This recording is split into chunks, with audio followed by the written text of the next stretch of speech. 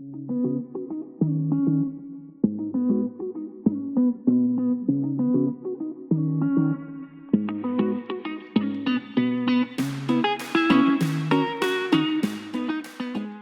and welcome to yet another amazing episode of Bring It On cAfrica, and of course I'm your host Jonathan, a show where we ask the bold questions, tapping into the entertainment industry. And today we are looking into Kelvin Momo. So in a world of Amapiano, few names carry as much weight as Kelvin Momo, known for his soulful sound and also his emotional production and deeply layered musical style. He has become one of South Africa's most respected producers. But today the conversation is rather different, and his name is no longer just about music, but it's about him facing a 2.8 million lawsuit. Today we'll be tapping into all of that and what is actually happening and where we are at this point in time. But before we dive deeper, just a reminder that the show is proudly brought to you by cAfrica TV. Get the best African content in 4K quality for just $999 once off. There's no monthly subscriptions. We'd like to say thank you so much to those who've been purchasing, and of course we'd like to hear your experience based on this fantastic device. Please do visit our website www.cAfrica.tv. cAfrica TV, Africa stories on your screens. All right, so let's head on to a short break. When we come back, we'll be diving deeper into this topic and looking at it at a broader extent. Stay tuned in. 3, 2, 1. We have liftoff.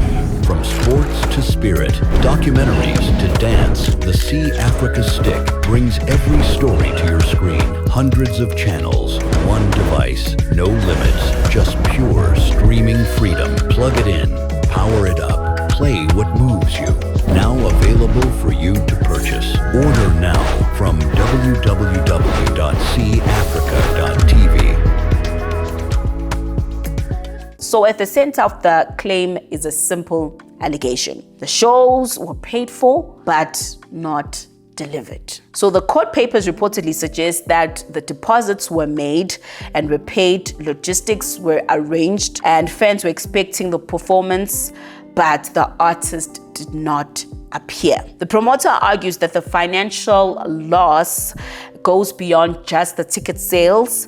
It also includes flights, marketing, venue cost, and also reputational damages. All right, welcome back. If you've just joined us, we're talking about Amapiano star Kelvin Momo, who's currently facing a 2.8 million lawsuit linked to his missed performances in Australia and raising serious questions about professionalism and also global music industry etiquette. So what really happened? A lot of people are asking themselves this question, and what does this mean also for South Africa's most influential Amapiano artists? Today we'll be unpacking the entire story. First of all, let's look at the rise of Kelvin Momo. Before the headlines, before the court papers, before the controversy, Kelvin Momo built his reputation on the ground up. Basically, he is widely regarded as one of the best pioneers of the private school Amapiano sound, which is rather a smoother, more emotional and jazz-influenced version of the genre. So he makes music rather differently, and it's not just about the dance floor and also just having fun, but it's also about reflection, late nights and emotions.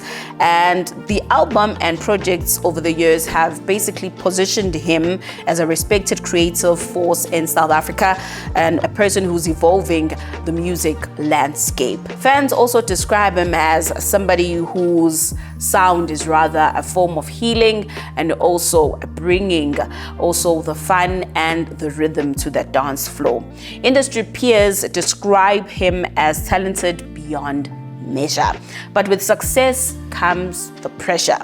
I'd like us to look at what actually happened with the Australian bookings. So the controversy begins back in 2024 when Kelvin Momo was booked for 2 major international performances in Australia. According to reports, he was scheduled to perform in Melbourne on the 2nd of November 2024, as well as in Perth on the 3rd of November. So each set was expected to run for about 60 minutes, with strong fans anticipating and ticket sales already in motion. The agreement reportedly included a performance fee paid in advance, also a 50% deposit structure, as well as a requirement to perform or rescheduled if cancelled. But according to the Australian promoter, things didn't go as planned. The promoter claims that Kelvin Momo and his team failed to show up for both performances, and they did not properly refund or rather reschedule the events within the agreed time frame. So this is where the dispute escalated into a legal territory. Now let's look at the 2.8 million rands lawsuit. So the Australian events company Ace Events has reportedly taken legal action seeking 2.8 million rands in damages and also refunds. So at the center of the claim is a simple allegation. The shows were paid for but not delivered. So the court papers reportedly suggest that the deposits were made and were paid, logistics were arranged, and fans were expecting the performance, but the artist did not appear. The promoter argues that the financial loss goes beyond just the ticket sales. It also includes flights, marketing, venue cost, and also reputational damages.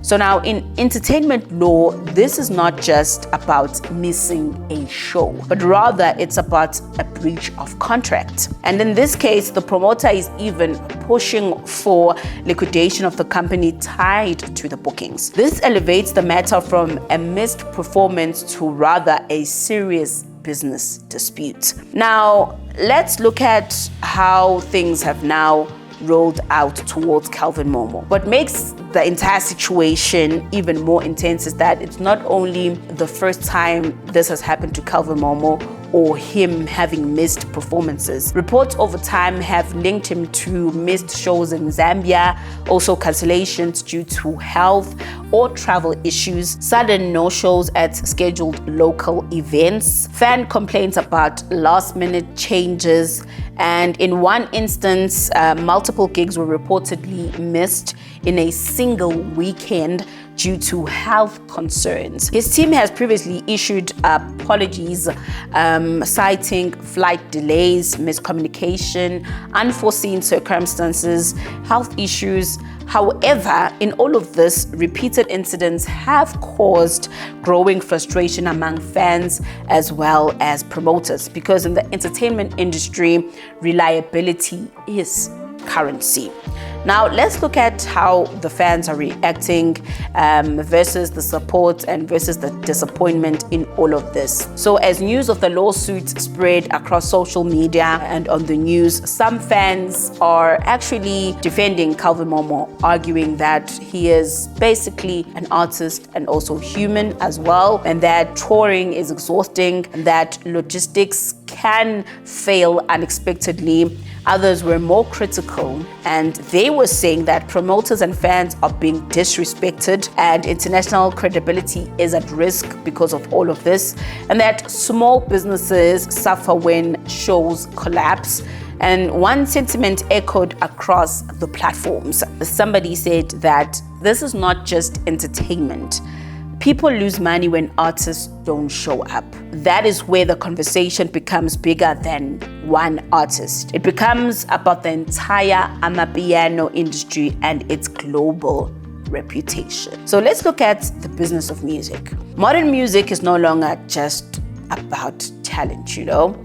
It's about contracts, logistics, and branding, and also international trust. For South African artists, especially global expansion, it means strict scheduling, it means legal accountability, it also means professional touring systems, it includes strong management coordination, So now, when all these systems break down, the consequences are financial and also sometimes legal. So for Kelvin Momo, this case highlights that there is a growing tension in the industry and that artistic freedom versus business responsibility is now raised. It's now become a question for a lot of people. So now the question is, what happens next? At this stage, the legal process continues.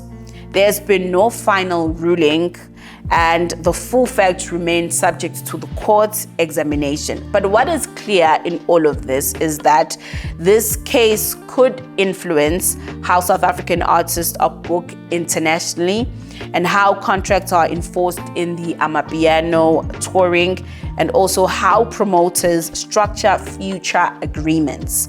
For example, the outcome could shape the next phase of his career, both locally and as well as globally. Now, before we close it off, Kelvin Momo remains one of the most influential voices in the Amapiano genre. His music continues to inspire and also trend and dominates playlists across the continent. This moment is rather a reminder in today's music industry that talent alone is not enough. Reliability matters, and also that contracts matter. And reputation travels faster than any song. So the question now is not just about what happened in Australia, but what comes next for South Africa's most gifted producers, because in music, a lot of things are to be thought about when it comes to booking a person. And the beat may stop, but the consequences, they continue. So it's things like that that artists should also look into. Now, I'd like to take the conversation back to you as our lovely audience there at home. So do you think artists should be held strictly accountable for missed international shows, even when circumstances like health or travel issues are involved? And of course, do you believe that the pressure of global touring are sometimes underestimated by fans and promoters? Please do engage with us in the comment section. Tell us how you feel about this entire story and how you feel about Kelvin Momo and his lawsuit. Please do comment below. Tell us what you think about this topic that we're having here today. And of course, just a reminder to our audience at home that this show is proudly brought to you by cAfrica TV. Get the best African content in 4K quality for just $999 once off. There's no monthly subscriptions. And of course, we'd like to say thank you so much to those who've been purchasing this amazing device. And we'd also like to hear your experience based on this fantastic device. Please do visit our website on www.cAfrica.tv. cAfrica TV, Africa's stories on your screens. All right, let's close it off. And of course, my name is Notando, and this is Bring It On cAfrica. Till we meet again, for now, it is goodbye. This is brought to you by cAfrica.